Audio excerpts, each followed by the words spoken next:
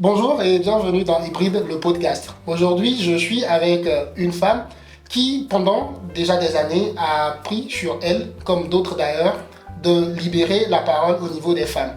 Elle est aujourd'hui l'un des visages qui représentent celles et ceux qui disent haut et fort ce que les femmes pensent et subissent dans la société nigérienne, dans la société sahélienne, j'ai envie de dire. Aujourd'hui, je suis avec Nafissa Alfari dans les locaux de Women in Nexus, ici à Beaubiel, et nous allons dresser son portrait. Chers amis, vous aurez le portrait d'une des féministes du Niger.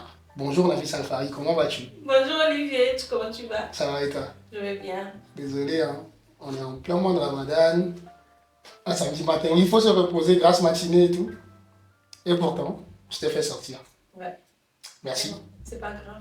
T'inquiète pas, ce n'est pas grave. Alors, le principe est simple. La première des choses, c'est que tu te présentes. Et puis, tu te présentes. Mais la présentation, c'est pas je m'appelle Nafissa Alfari, ça, je l'ai déjà fait. Ouais. Présentation de ces présentations même. Let's go. Alors, si je dois me présenter, je dirais féministe, qui milite pour les droits des femmes et des jeunes filles au Niger et dans la région de l'Afrique de l'Ouest depuis 7 ans. Je pense que c'est la première chose qui me définit. Amatrice de photographie, de voyage, de découverte, de la bonne bouffe. D'ailleurs, j'affectionne beaucoup un des pays de l'Afrique de l'Ouest, le Bénin, parce que quand je pars là-bas, je mange bien et beaucoup. Donc à moindre coût. Donc je pense que ça c'est les choses. Quand tu as eu le Bénin, Rodrigue est content. Tu vois, non? Tu vois? Donc je pense que si je dois me présenter, c'est ça. Cool. Food lover quoi. Ouais, food lover, book lover. J'aime beaucoup voyager, j'aime beaucoup découvrir et j'aime énormément discuter avec les femmes de nos réalités. J'aime porter justement en fait des projets avec des femmes en fait. Donc voilà. Alors dis-moi, comment est né ton engagement pour la cause féminine? Parce que ce que tu fais, c'est un engagement. Aujourd'hui en 2024, penser par soi, c'est un engagement, c'est un acte révolutionnaire. Dire non, c'est un engagement, c'est un acte révolutionnaire. Et je retrouve ça dans tout ce que tu fais. Comment ça a commencé cet engagement? Alors moi je pense que mon engagement a commencé avec la colère, honnêtement. Qu'est-ce qui t'a énervé? Et je pense que en fait, ce qui m'a le plus énervé, c'était des expériences à l'université où en fait il y a plusieurs commissions. Je ne sais pas si tu vois les commissions de l'université. La commission culture. Commission culture, commission conférence, commission affaires féminines et tout. Et chaque fois en fait, tu vois, quand il s'agit des commissions conférences, commission culture, les choses où en fait il faut faire un travail intellectuel, il faut venir discuter en groupe, il n'y a pas de femmes. Et même quand les femmes osaient prendre la parole dans ces instances, elles sont attaquées, que ce soit par leur physique, que ce soit en fait par leur vie privée. Et chaque fois en fait on met des commissions féminines, et les commissions féminines c'est juste pour faire des festivités du 8 mars, du 13 mai. Et moi je pense que c'est là en fait, c'est le pic, c'est ça qui a débloqué ma colère. Donc de là j'ai commencé justement à militer pour les organisations qui travaillent sur les questions de droits des femmes. D'abord sur les questions liées à l'environnement, comment on travaille sur la résilience des femmes face au changement climatique. Après ça, je pense que j'ai eu la chance en fait de rencontrer, je le dis tout le temps, que c'est grâce à elle aujourd'hui si j'ai pu réellement affirmer le fait que je suis vraiment une militante féministe, parce que avant j'étais dans mon coin, en fait je voyais les inégalités, tu vois. Je pense qu'en fait je peux citer Soueba Ibrahim, je peux citer Mina Diallo, je peux citer Rabi Hassan, donc Khadija Idani, Dr Reishu Agali. Donc en fait c'est ces personnes là qui ont vraiment m'ont vraiment poussé ou bien aidé justement à pouvoir affirmer et des fois assumer justement ce militantisme féministe. Parce que j'étais dans mon coin et je voyais les injustices, ça m'énervait, j'étais en colère. Mais quand je discute avec les gens autour de moi, j'ai comme l'impression d'être seule, tu vois.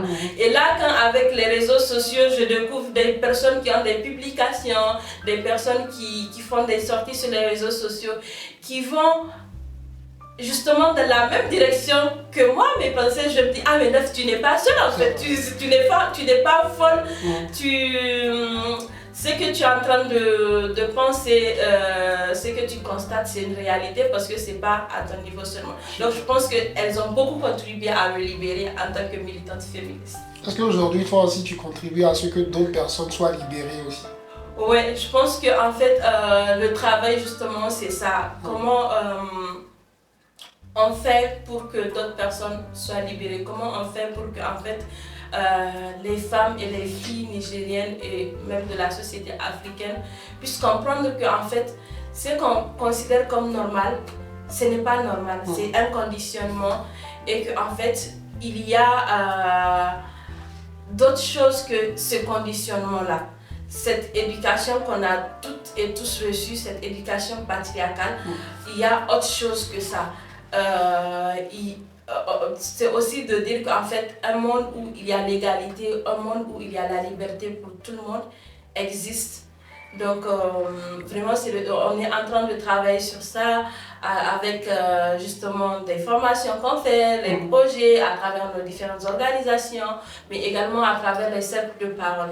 Donc je pense que aujourd'hui, personnellement, je discute avec beaucoup de jeunes sœurs et à chaque fois, il y a une qui me dit à chaque fois en fait, c'est grâce à toi en fait que je n'ai plus les pensées que j'ai avant.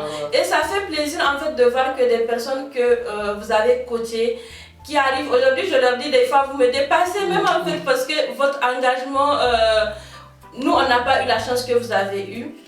Donc du coup je me dis qu'en fait vous allez faire encore des plus belles choses que nous en fait.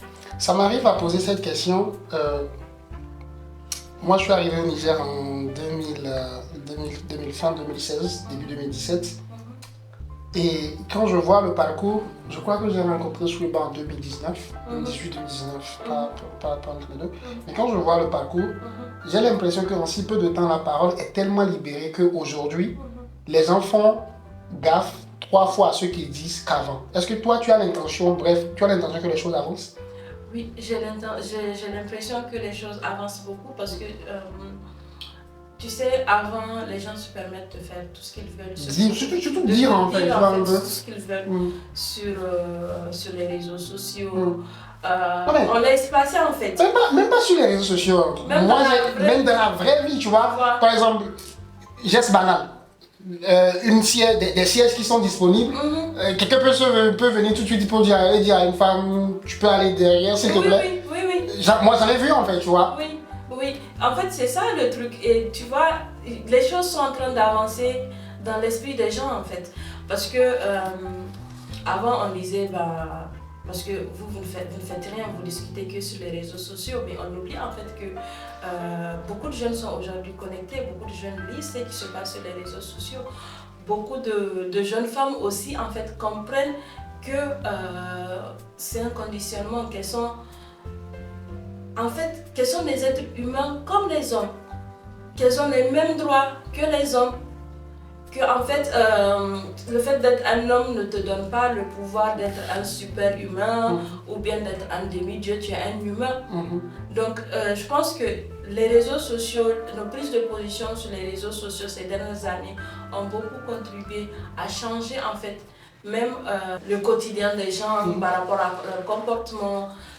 C'est vrai que ça prend beaucoup trop de temps, mais on le voit, on le remarque dans la vie des gens que les choses sont en train de changer, les choses sont en train d'évoluer, que des fois même dans le milieu professionnel, tu vois que les choses évoluent. Et ça aussi, c'est parce qu'il y a un pouvoir en fait que les réseaux sociaux ont donné. Parce qu'aujourd'hui, quand tu es victime d'injustice, Olivier, tu peux facilement aller sur les réseaux sociaux pour dénoncer.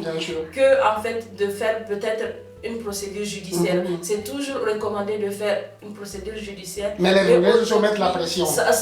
Oui, mais quand tu vas sur les réseaux sociaux, quand tu dénonces que tu as été victime d'une injustice, tu as beaucoup de gens qui te soutiennent et des fois, en fait, ça fait rétracter. Donc, on a vu ça, je pense que aussi les gens ont peur, en fait, de se retrouver affichés sur les réseaux sociaux pour dire que, ah ben, voilà mon histoire qui est sur les réseaux sociaux. Je pense que c'est ça qui a donné le pouvoir aux gens aussi. Super. Avant les réseaux sociaux, il y avait les médias. Oui. Et moi, étant homme de médias, j'aimerais avoir ton avis sur comment tu vois aujourd'hui la couverture des médias par rapport aux sujets liés aux femmes. Sois franche avec moi. Alors, je sais que tu sais que j'ai aussi eu une expérience avec un groupe de presse. À un moment, pendant 2 ans, je faisais journaliste, reporter. Je pense qu'en fait, la couverture des médias, il y a une volonté, il y a une volonté de faire autrement. Mais même quand on veut faire autrement, quand on n'a pas le savoir, quand on ne sait pas forcément comment s'y prendre, des fois, la bonne foi peut ne pas donner en fait des bons résultats. Alors, moi, ce que j'ai remarqué, surtout en fait, c'est que tu vas voir que dans beaucoup de médias, quand on va parler des sujets comme le panier de la ménagère, quand on va parler encore de sujets de la santé de l'enfant. De la santé de l'enfant, ou bien quand on va encore prendre des sujets, surtout pendant le Ramadan, tu vas voir, on va aller demander à annulement en fait le jeûne de la femme, peut-être les périodes où elle ne jeûne pas, comment se comporter pendant le Ramadan et tout. On va dire ben, c'est à un homme d'aller, c'est à une femme d'aller couvrir. Maintenant, quand il s'agit des sujets liés à la politique, à l'économie, à l'industrie, à la corruption, tu vas tout le temps voir que c'est uniquement des hommes. Donc moi je pense que là également, en fait, le fait même en fait, d'avoir cette inégalité dans les rédactions par rapport au traitement des sujets qui sont spécifiquement, disons, qu'on donne aux hommes, de façon naturelle. Je sais pas, c'est pas forcément pour faire du mal, je pense que c'est juste que un conditionnement. Donc qu'on donne en fait, on dit à la femme de faire micro-trottoir, panier de la ménagère, ça fait un conditionnement que voilà les sujets qu'une femme doit traiter dans une rédaction, voilà les sujets qu'un homme doit traiter. Aussi, par rapport aux personnes à qui on donne la parole. Tu vas voir que la plupart du temps, quand il s'agit des questions d'expertise, c'est toujours des hommes. Et tu te demandes, est-ce qu'il n'y a pas de femmes expertes? On va peut-être te dire des fois, on a cherché, on n'a pas trouvé. On va te dire encore que les femmes ne veulent pas parler et tout. Mais moi, je pense que en fait, c'est un travail qu'il faut faire de longue haleine. Créer, en fait, donner la parole aux femmes petit à petit quand vous donnez la parole. Mais quand à chaque fois, par exemple, sur 10 éléments à la télé, au journal, je donne un exemple, sur 10 éléments, et que sur les 10 éléments, les experts, 9 sont des hommes et qu'il y a une seule femme, je suis désolée, mais on va toujours avoir des femmes qui seront réticentes à parler devant les médias. Aussi, mais quand vous faites 50-50 ou bien vous faites 6-4, les femmes vont se dire que ben, oui, c'est possible. Et elles vont commencer à prendre la parole. Aussi, ces conditionnements fait qu'en fait, des fois, la société, même comment la société juge les femmes qui sont sur les médias, comment la société juge les femmes qui présentent les journaux, comment en fait, même au sein du foyer, au sein du ménage, comment des fois la belle famille, le mari juge par rapport à l'apparition de sa femme, de la belle-sœur, de la belle-fille dans les médias, ça fait en sorte que en fait, les femmes puissent se rétracter et ne pas vouloir en fait s'afficher dans les médias. Donc, vraiment, c'est un conditionnement. Et c'est là où moi je voulais un peu revenir sur ce que tu viens de dire. Moi, j'ai plusieurs fois rencontré des femmes avec qui on a passé de super moments de radio quand j'étais à la radio. Mais à la fin, la femme te dit, ben, ne diffuse pas Oui. parce que mon mari n'a pas été d'accord. Oui. Mais aucun homme ne peut me dire, ne m'a jamais dit, ne diffuse pas parce que ma femme n'a pas été d'accord. Mais est-ce qu'il ne demande même pas en fait la permission? Tu vois, l'homme, il peut aller faire interview 10 fois dans la journée, il va venir s'asseoir, regarder ses interviews à la télé. Mais la femme, en fait, on va te dire non, il faut demander la permission du mari et le mari va refuser. Alors que, en fait, c'est ce que je dis, c'est vraiment une éducation patriarcale qu'on a reçue. Donc, on vit dans une société patriarcale, on a reçu une éducation patriarcale et il faut un long moment, il faut beaucoup de travail en fait pour faire changer les conceptions et les perceptions des gens, pour que les choses que les gens pensent que c'est normal, ce n'est pas normal, pour que les gens puissent savoir que il y a en fait beaucoup de possibilités pour que tout le monde en fait puisse vivre libre dans ce monde. Quel est le rapport que ton papa, ou bien quel est le regard que ton papa a sur ton engagement? Oh là là, Baba. Alors, je pense que...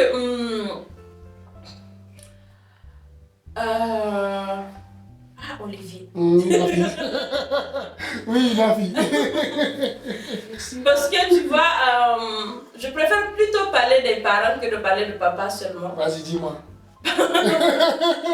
Moi, j'ai posé pour papa, mais comme tu veux parler des parents, il n'y a pas de problème. Parce que je pense qu'en fait, c'est une équipe et que c'est les deux qui ont... En fait, c'est la contribution des deux. Tu es le fruit des deux, en fait. Qui font, en fait, voilà, qui font que je fais ce que je fais actuellement. Alors, moi je pense que mes parents ont beaucoup contribué à ce que je fais actuellement par le simple fait d'abord de m'avoir donné la chance d'aller à l'école. Ça c'est extrêmement important parce que je sais que beaucoup de filles de mon âge n'ont pas eu cette chance-là d'aller à l'école, de pouvoir poursuivre des études supérieures. Parce que je peux aller à l'école et arrêter au BEPC ou bien au bac, me marier, aller faire enseignement. Mais en fait, aller à l'école, avoir eu la chance de faire des études supérieures et avoir eu en fait la chance justement de choisir ma voie. Moi, ce que je veux faire. Pas forcément ce qu'on veut m'imposer.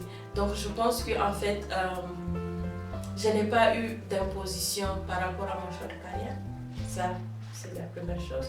Je n'ai pas eu d'imposition par rapport à mon choix d'études supérieures.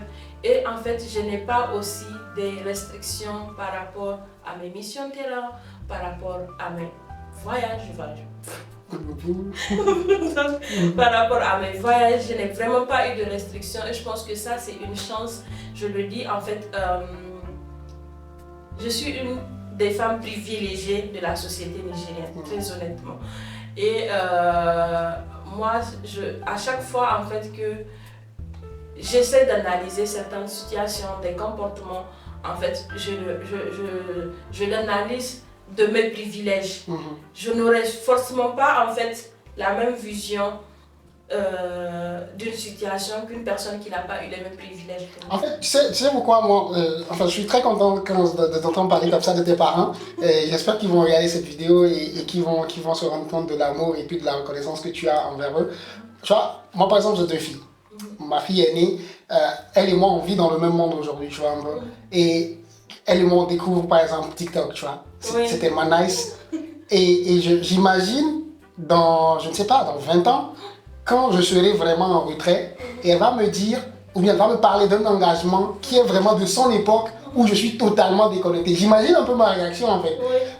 Peut-être côté sa maman, elle peut se voir entre femmes, tu vois un peu. Mais côté papa, honnêtement moi c'est quelque chose qui me fait peur en fait, tu vois.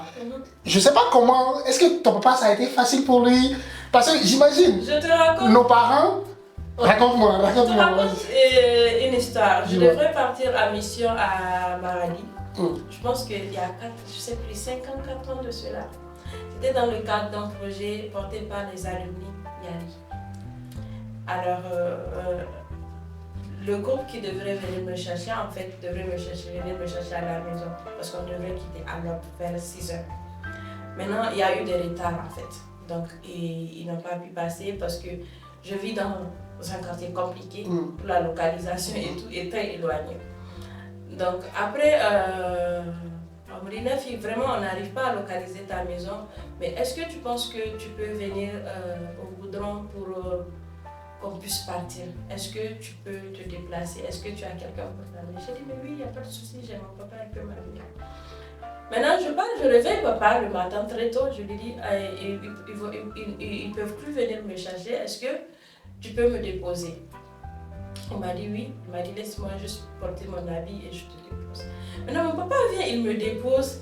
Et puis, quand je rentre dans la voiture, il y a Aisha Maki qui me dit, Nafi, c'est ton papa qui t'a déposé? J'ai dit oui, c'est mon papa qui m'a déposé. Elle dit, mais tu as de la chance. J'ai dit oui. Quand je voyage, pratiquement, quand on ne peut pas aller me chercher à la maison, c'est tout le temps lui qui part me déposer. Et je t'assure, même mon dernier voyage que j'ai fait, je devais prendre mon vol à 3h du matin. Il s'est réveillé pour aller me déposer à l'aéroport. Donc je pense que ça, c'est vraiment une chance que j'ai d'avoir justement cette relation avec mon père. Et à chaque fois, des fois même quand c'est mon petit frère qui doit me déposer, j'ai dit mais viens, on va partir avec papa, papa va nous accompagner.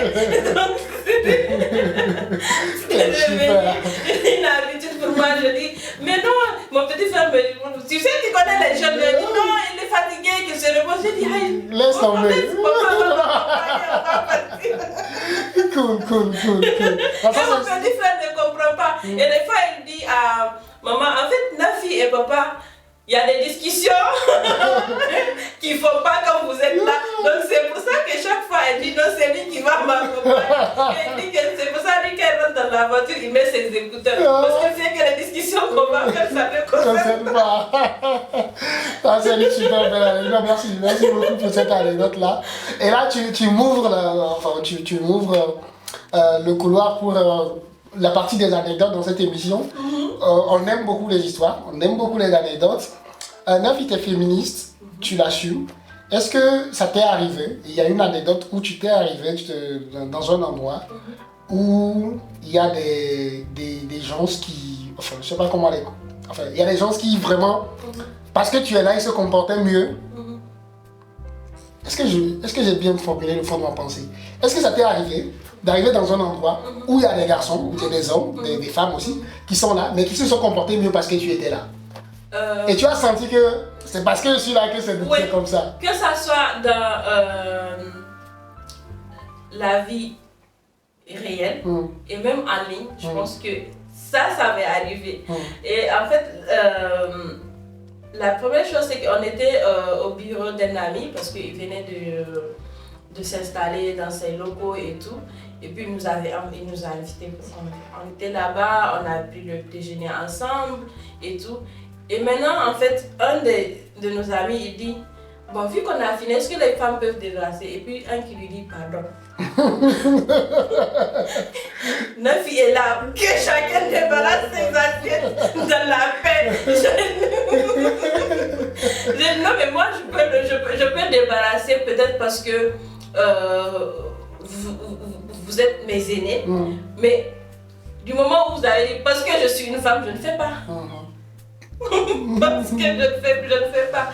Et je vois en fait que ça soit dans la vraie vie et également sur les réseaux sociaux, les gens ont beaucoup changé.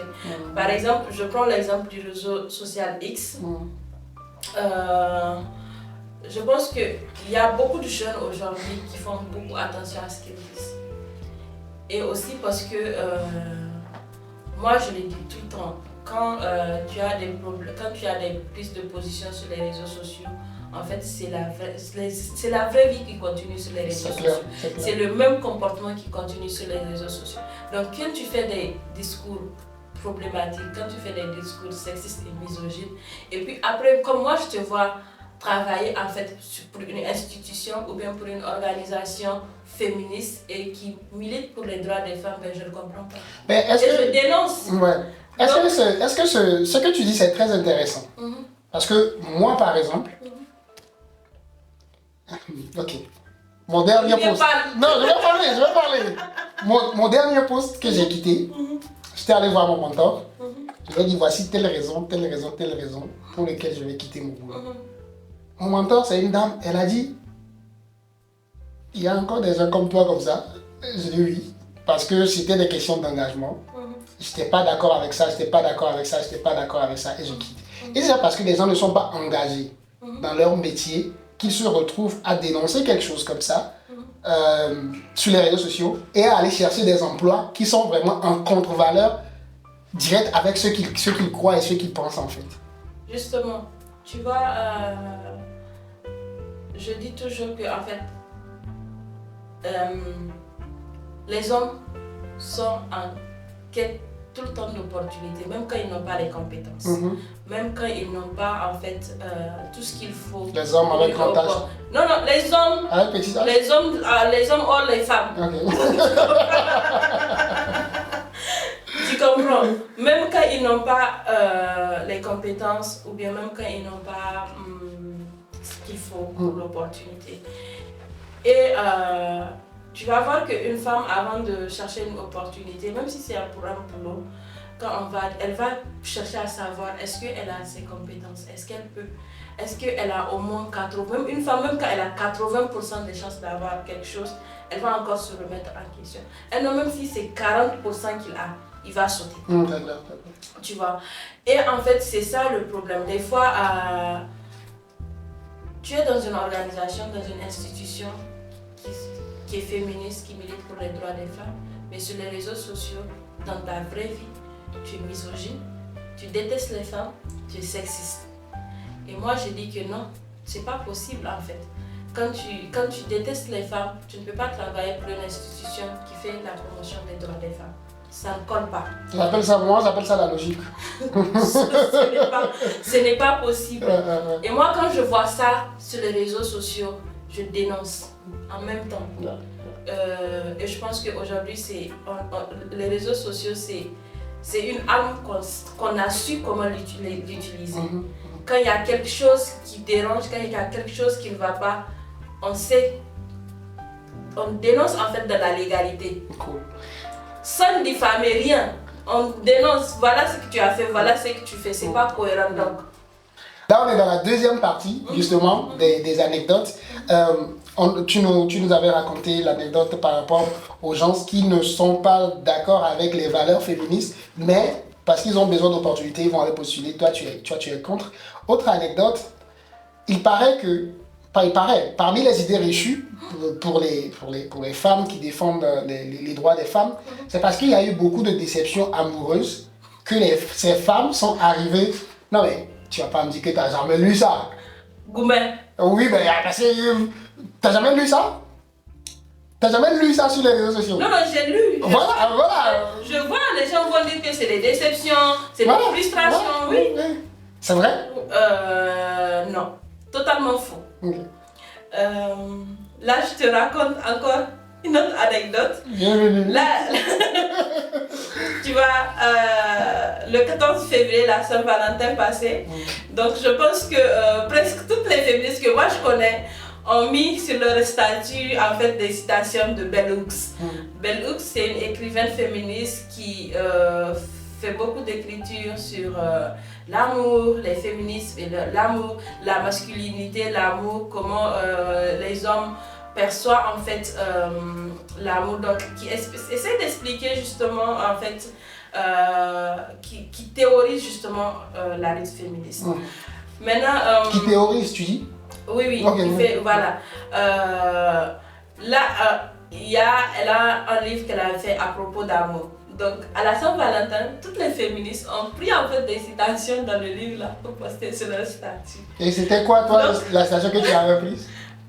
J'ai oublié, je vais te chercher ça. Il n'y a pas de problème. Donc, à la fin, vers 22h, je rentre sur WhatsApp et je vais sur le statut de Marie-Paul. Coucou. Et je la vois qui dit toutes les féministes ont mis en statut des citations de Bell Hooks Pourtant, elles sont toutes en relation ou bien dans des foyers et vivent heureuses.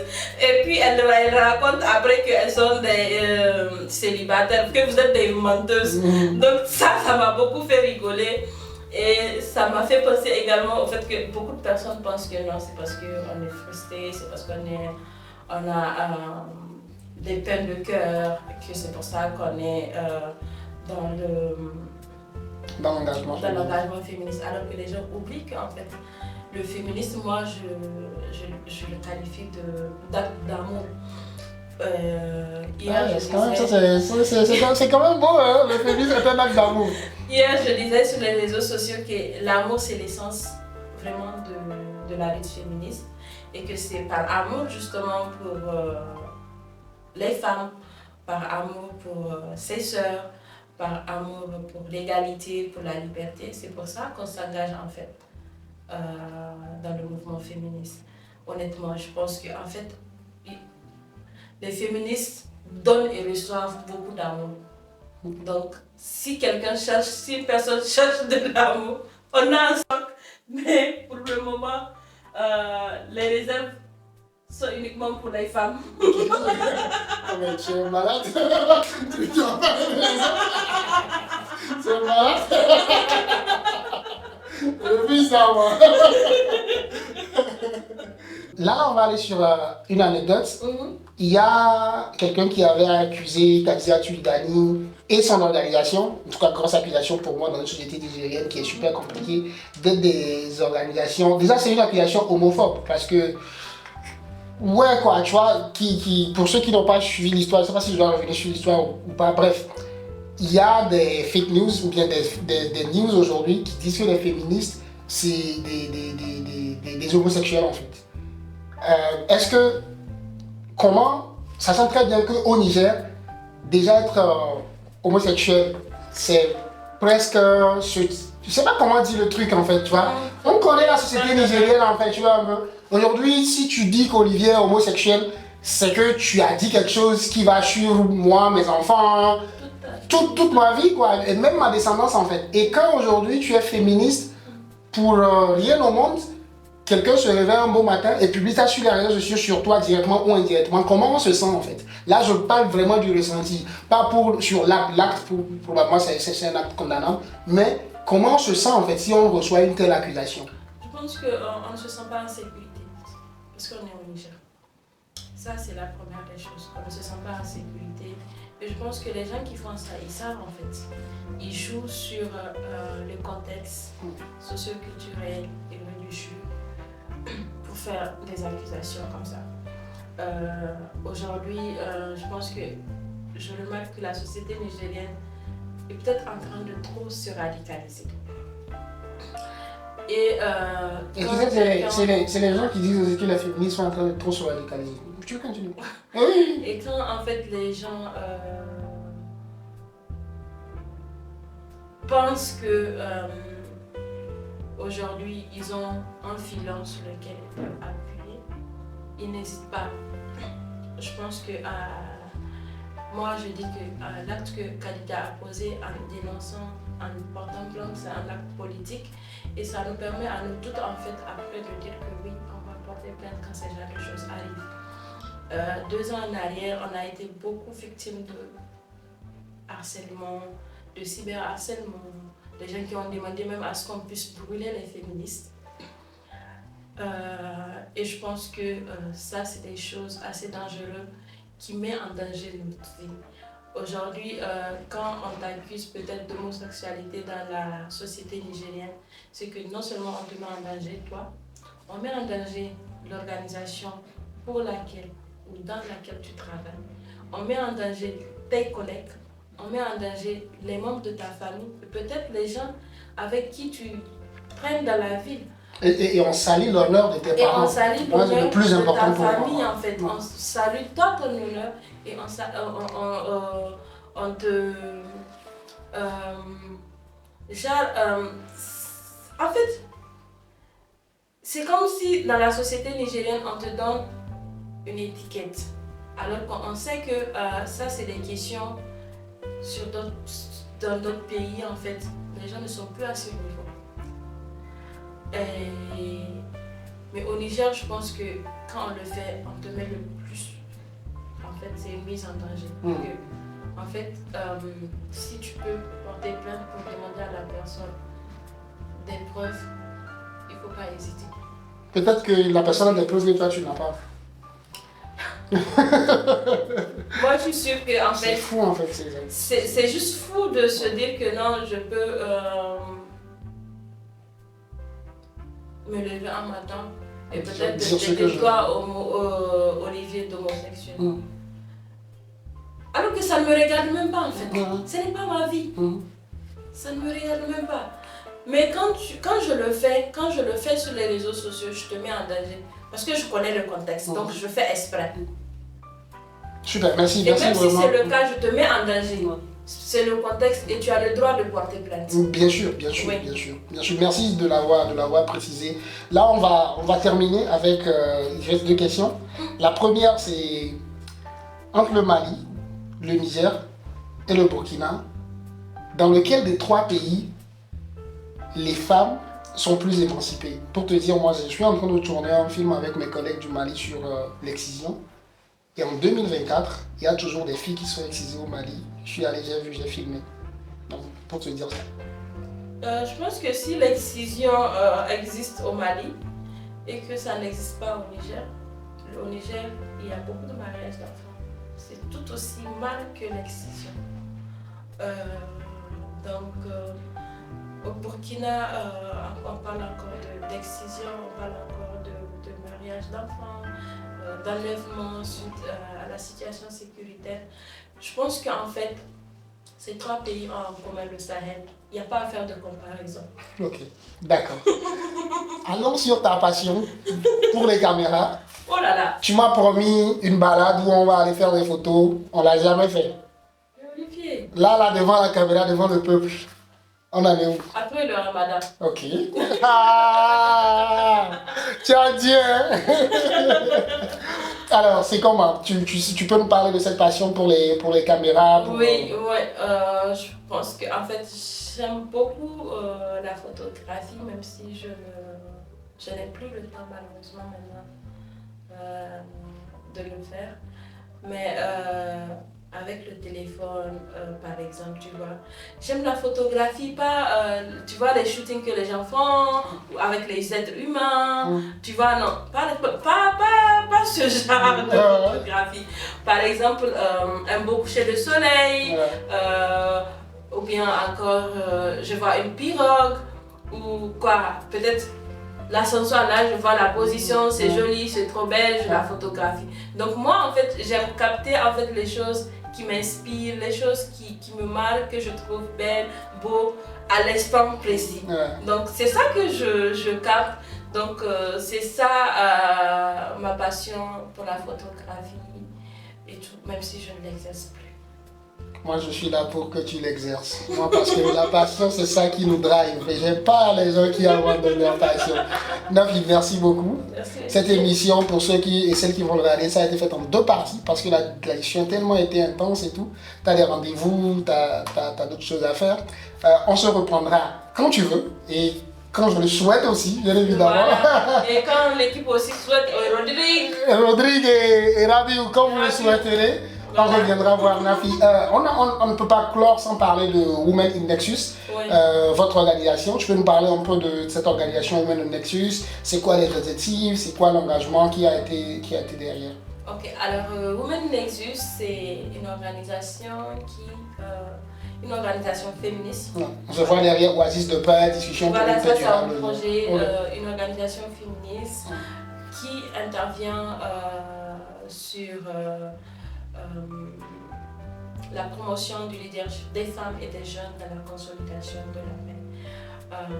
On travaille beaucoup plus sur le leadership des femmes au niveau de questions sécuritaires, sur les questions de protection, comment on protège les femmes dans des situations d'insécurité, comme la situation que vit le Niger, comment on préserve les droits des femmes, comment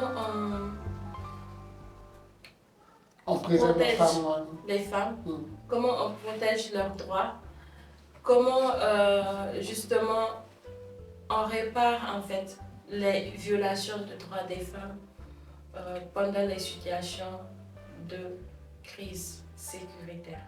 Merci infiniment. Merci à Rodrigue, merci à Rabiou qui était là depuis le début de ce podcast, qui nous ont enregistré avec patience.